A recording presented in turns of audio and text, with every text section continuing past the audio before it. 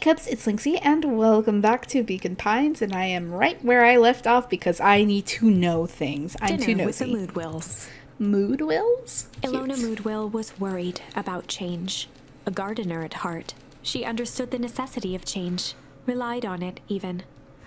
But there was a difference between the controlled world of her plants and this cluttered cottage in a strange town. Almost done. Nellie was a blur of activity, digging through boxes.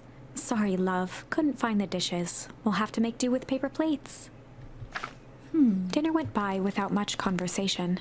As she watched Beck and Luca finish up their pizza, Ilona let herself relax into the chair. The things she cared about were still here. Nellie finally had the job of her dreams. Beck was beginning to take root. Ilona's task was simply to tend to them. She could do that. Interesting. So, Luca, tell us a bit about yourself. Where do you live? Oh, I live with my grandma, over on the other side of the river. Your grandma? Where are your parents at? Beck, manners. It's alright. My dad passed away in an accident at the fertilizer plant 6 years back. I knew it! There was an accident which caused a foul harvest because Sharper died, and at the fertilizer plant that's what took his dad, and his mom went to go investigate. She poked around way too much, and they nabbed her. Oh my god. Oh dear. My mom's been missing for a few months now. Like, missing? Luca's eyes were fixed to his plate, pushing a chunk of pineapple around with his finger. Oh. Nellie was the one who eventually broke the silence. Luca, how did you like the pizza? Oh, it was good. Very good. Normally, we'd have put more effort into Ilona dinner. nervously gestured toward the boxes. We aren't fully settled in, and Beck had mentioned that it's your favorite. I'm sorry. Are we just skipping the part where he said his mom was missing?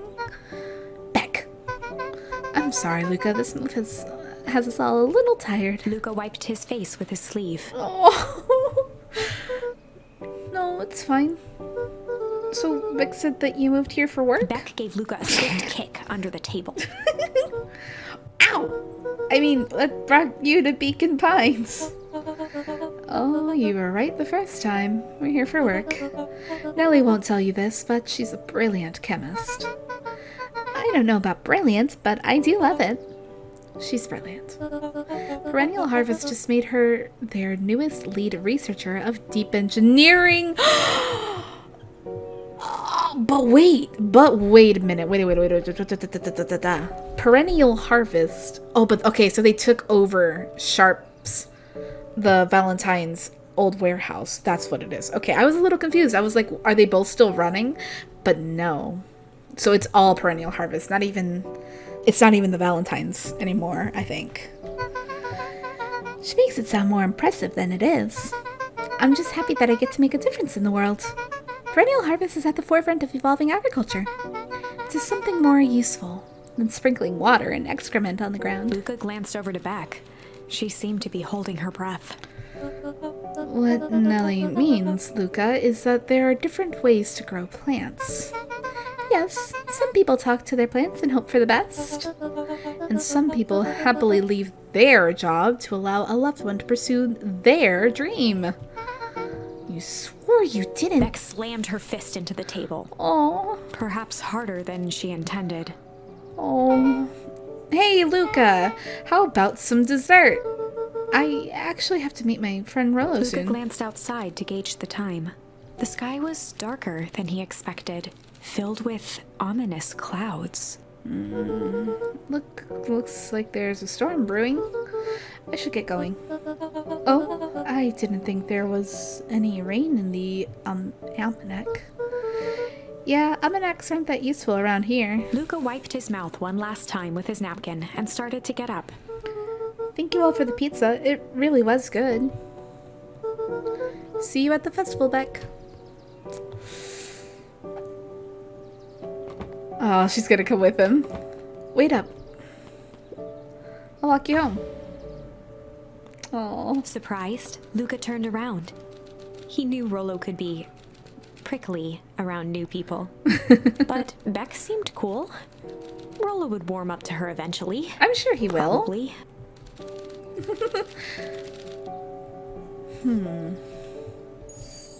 Luca began to respond, but the sky answered for him as the clouds above began to rumble with ominous thunder. You sure we can make it home before this storm kicks off? Luca surveyed the roiling clouds. I'd say the odds are good. Maybe you should stay here and I'll just make a break for it. At that moment, the heavens opened up, unleashing torrential rain. Whoop, there it goes. Care to recalculate those odds? Hurry inside, you two, before you catch a cold.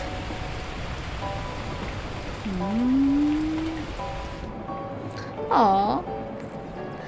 Luca and Nellie will keep trying to reach your gran on the phone. In the meantime, you two hold tight. Sorry, not much to do up here. Most of my stuff is still in the boxes. Mind if I poke around? Be my guest. Luca squinted into the eye hole of the microscope. This looks wild. What is it? Gum. Gum? Luca adjusted the slide with his fingers to get a better look. I'm tracking the structural integrity of gum with increasing amounts of chewing. Chewed that one for 47 days. Beck! Luca wiped his hand off on his sweater and gave a nervous laugh. It's weird, I know. Beck looked down, timidly tapping the ladder with her feet. Aww. You think it's weird, don't you? A little. But weird can be cool. That is really strange, Beck, but that's honestly really cute at the same time. Like, she just wants to learn like her parents. Luca That's so bent cute. down to examine the bouquet of wilting flowers. Judging by the odor, they were well past their prime. Oops. Pungent. He flipped open the attached card. Happy trails from Coach Walker and all the Fairview Condors. Boy, you weren't kidding about poking around, huh? Oh, sorry. Was this from your old school? The most recent one, yeah. Some schools gave me going away cards. Some did flowers. When they're really trying to feel good about themselves, they do both. So, you moved a lot. Yeah, that's the thing about having a brilliant parent. There's always a better job somewhere else. These flowers would last longer if you put them in some water. That's the sort of thing I would do if I cared. Well, you cared enough to keep them is all. Oh, wow. Rollo and I have a radio just like this, the treehouse. Probably not exactly like this one. My mom and I tore the whole thing down to the bolts. Fitted it with some state-of-the-art vacuum tubes. She seems pretty awesome. She gets carried away sometimes. I think she feels guilty for working too much. So when she does have time for me, she showers me with high-tech overcompensation. Luca flicked at one of the toggles. I bet you can get all sorts of stations on this. Not out here in the boonies. You wouldn't believe the stuff I could pick up back in the city. But around here is all farm reports and static. Ah, shucks. Luca, can I ask you something? Of course. Ooh! Oh my god, the pose! Dang, didn't that hurt? I'll be honest, that hurt more than I expected. She's so cute. Well, at least you looked cool doing it. Beck took a moment to watch the rivulets of water running down the window. Do you ever feel alone? Like, even when people are around? Well, Rollo could be pretty absent-minded sometimes. I'm serious. Does it ever feel like your family doesn't care what you want? It didn't used to feel that way. I know Gran loves me, but sometimes when she looks at me, it's like she's looking at a problem. Luca took a deep breath, exhaling slowly. I know the feeling. How do you deal with that? I guess I haven't. But one thing my dad told me when I was little, don't hold a grudge, especially against yourself. If you try to hold it all in, you're gonna pop. So then, what do you do when you don't know what to do? Dad never got to that part. Something I figured out on my own, though. You gotta do something. Anything. Here. What are you doing? I don't know. Something. We're gonna register our complaints with the storm. Listen here, you miserable universe. Stop jerking me around. I just want things to go back to the way they were. Everyone tells me it's gonna be alright. That things are gonna change. Luca let out a feral scream that echoed into the night. Aww. Every time something changes, everything gets worse. Screw this town. Oh. Let me try. Moving sucks! I hate it! I hate that I hate it! Why can't I just deal with it and be happy for my mom? Why can't we just stay somewhere? Ah! Her voice dropped to a trembling whisper. I just want to be a normal kid. Beck brushed off her shirt and straightened up. There. Wow, I actually feel a little better. As abruptly as it began, the storm abated. Thanks. I needed that. Me too. I should head out before the rain starts up again. Sure, I'll walk you out. See you and Rolo at the festival? Sounds good.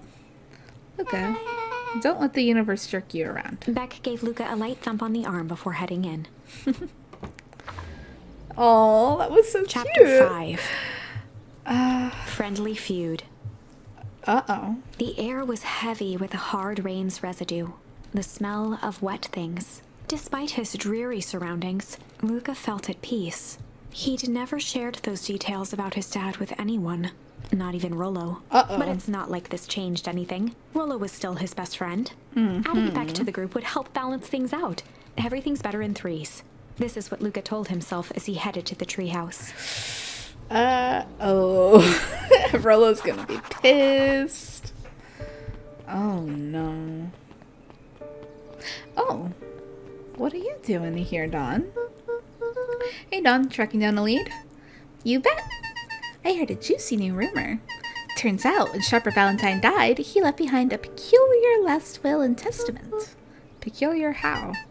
He didn't just give his kids an inheritance. There were conditions. Like what? A document stipulated that Eris had to take on a child as her ward.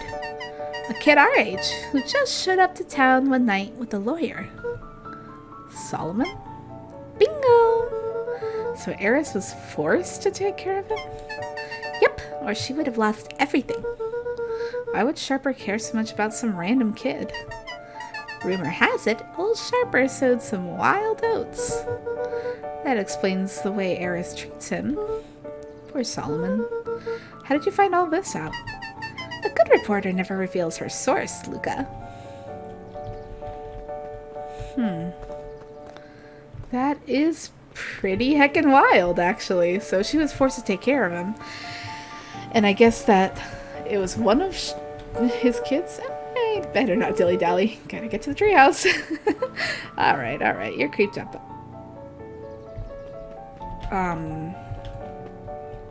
Okay, yeah, this is much creepier now at night. I don't like it. Ooh, I do not like this at all. What? She's still here. He met his old friend's eyes and was greeted with nothing but ice-cold anger. Heavens, this is no time for fractured friendships. It really isn't. So why are there some? Alright. This makes me wonder, though. Okay, so Sharp said that he needed the heiress to... He needed the heiress to go ahead and get a ward for some reason, so he needed to have a kid, and that's the kid that's there. But is it his child? Is it one of his other... I mean, supposedly it's one of his other children, right? Creepy.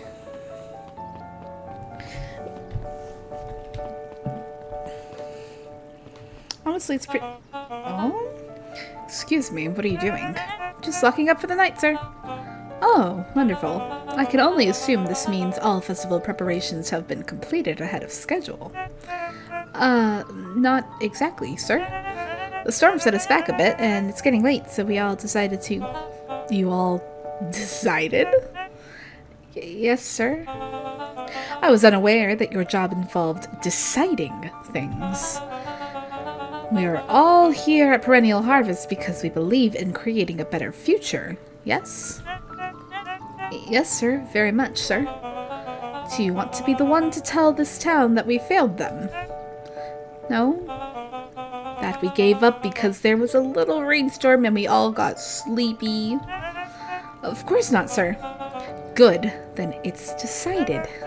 Yes, sir. We'll work till the task is done. See that you do. Our harvest awaits. Yeesh.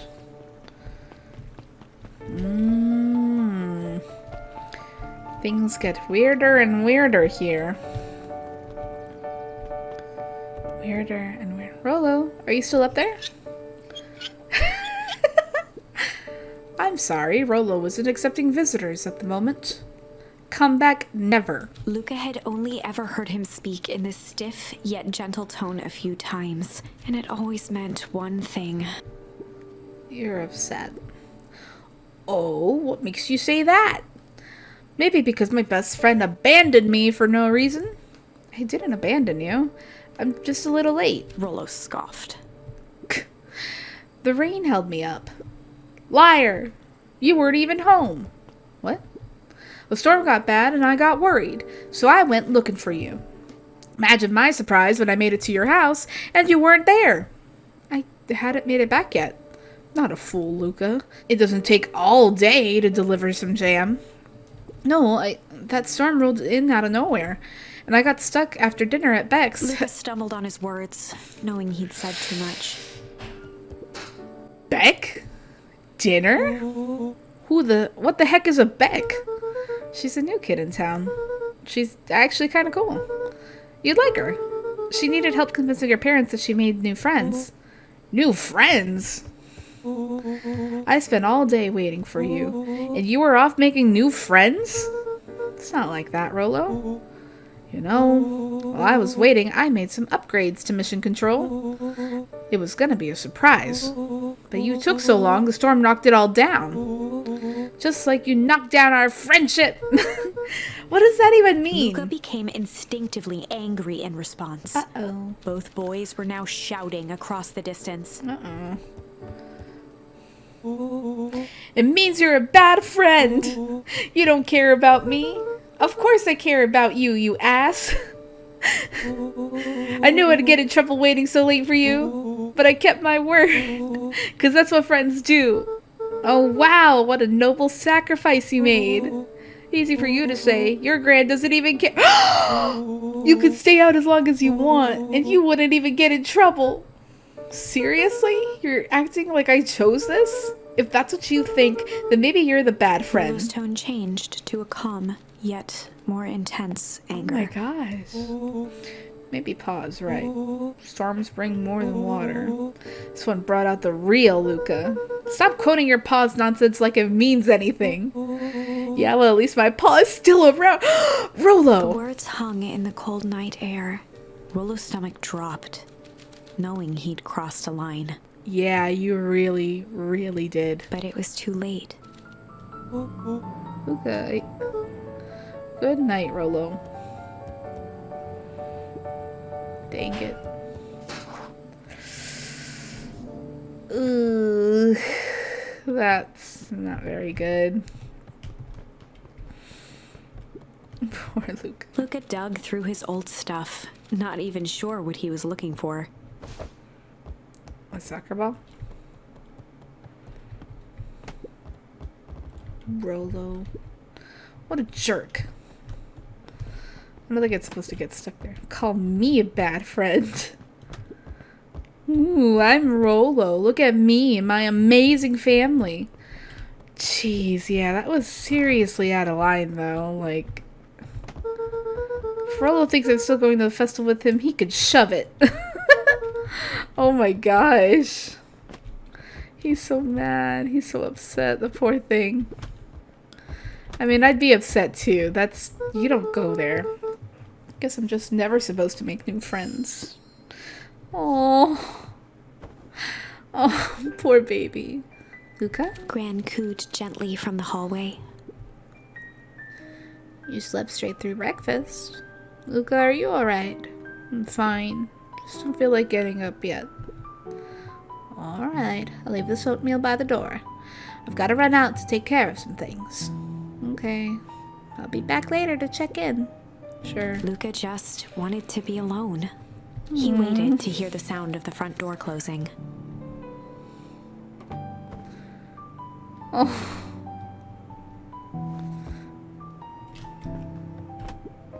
But Rollo's still gonna go to the festival.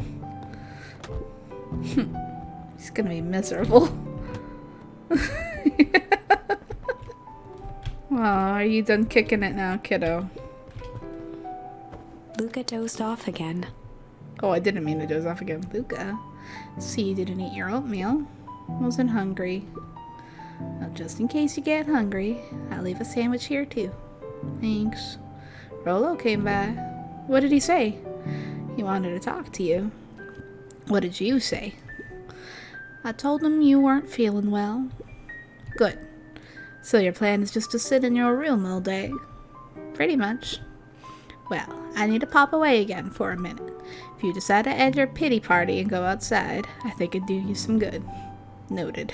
Luca still couldn't bring himself to go out. Besides, if he ran into Rollo, he'd have to actually confront the situation.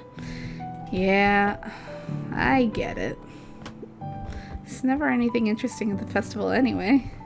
I'm supposed to... Oh, I gotta kick the soccer ball up there. How the heck am I gonna kick that up there? Oh, my goodness. That's gonna be tough. Oh my god. There's no way I'm gonna get this there. Oh my god. Oh no. Okay, alright. It's in a good enough position, I think. There we go. What is this? The Adventures of Hank Atomic. Aww. A complete first volume. Luca carefully opened the cover and began to read. Rollo had received it for his birthday. Aww. A special hardcover edition with behind-the-scenes commentary and bonus art. Rollo cherished it, but asked that Luca keep it at his house. Luca wasn't sure if it was because Rollo didn't trust himself with it, didn't trust his sister around it, or just wanted an excuse to come hang out at Luca's more often. Whatever the reason, Luca didn't mind. But it had stayed right there where Rollo had stashed it ever since. Now, at the foot of his bed, Luca lost himself in the pages. He'd read it all before, but at this moment, it somehow felt sentimental. He was well into issue number 5 when he heard soft footsteps from the hallway. Luca, a little friend came to see you. A girl named Beck Moodwell.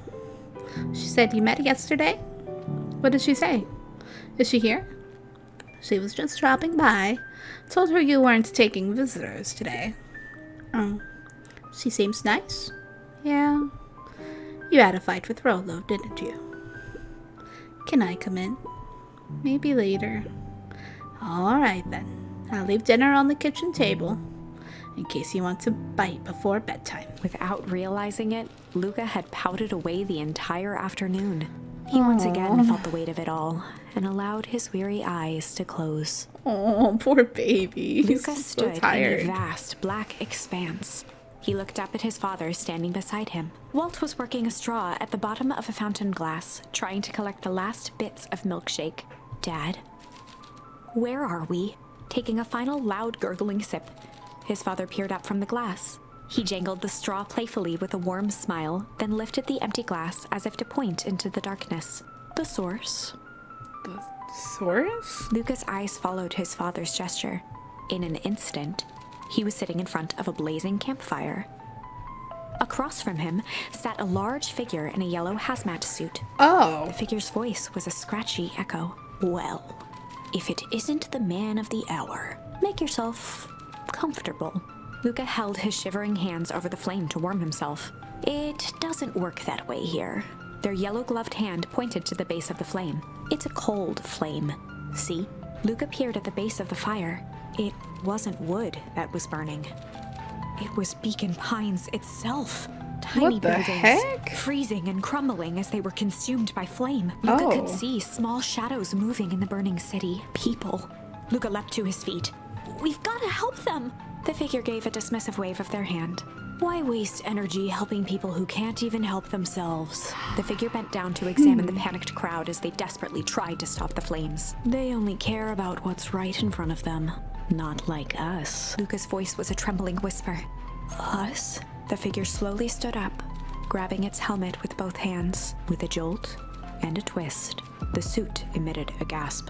A cloud of torpid mist escaped, slowly revealing the face within. Luca's own face looked back at him. Older, worn, distant. The sensation was oddly familiar, as if he'd caught his own reflection by surprise in the mirror. The doppelganger smiled. I tried to help once. He gestured towards his face. And all it got me was this. Luca staggered back. You aren't me. Luca felt a hand catch his shoulder. His father was there again, beside him. Every choice sets us on a path. This is the end of one of your paths, son. Oh my god. Luca watched his older self shake its head ruefully, its face twisting into a cruel whelp. Dad, if you wanted him to see this, far be it from me to disappoint. Luca watched in shock as the figure took a confident step forward and plunged into the flames in a flash of cold light. He was gone. What does all of this mean? Luca felt a reassuring squeeze on his shoulder. Just remember, why we choose matters just as much as what we choose. Wow. Luca woke up to see a hazy figure at the foot of his bed, silhouetted in the morning sun. Mom? No, dear. It's only Gran. Luca rubbed his eyes. The kind, concerned face of his Gran came into focus. How are you feeling? Fine. Anything you want to talk about? I don't feel like talking. That's just as well. How about you sit there and listen a bit? Whatever you and Rulo fought about doesn't matter. But Gran silenced Luca with a gentle pat on the leg. Fights between friends happen. What was said doesn't matter. The important thing is that it's not the last thing you ever say to each other. But he said stuff about Dad. Well, do you think he meant it? No. He was just mad. And did you mean any of the things you said to him? No. Good. One must appreciate friends in their best moments, and accept them in their worst. Now, get your little butt out of bed. Festival's today. You don't want to miss that, do you? I guess not. Seems like a good opportunity to make amends with Rolo, doesn't it? Luca gave a reluctant nod. Just buy him a corn dog and apologize. But he's the one that... What did I just say? Buy him a corn dog. That's a good boy. Everything's better with corn dogs. I need to get going now. Got some last-minute festival business to take care of. I'll come by. I'll come find you at the fountain a little after lunch. All right. I love you, Luca. Love you too. Aww. Luca took a deep breath. Okay. Chapter 6. Through Thick and Thin. My goodness. I still need to see the other choices. Oh my goodness. But we gotta end it there for now. Thank you all so much for joining me. I do not know how many episodes there will be, to be honest, but I am going to definitely just play this all the way through. I can't not. This story has hooked me completely. So thank you all so much for joining me. I will see you all next time. Remember to stay happy, healthy, and safe, cubs. Bye-bye.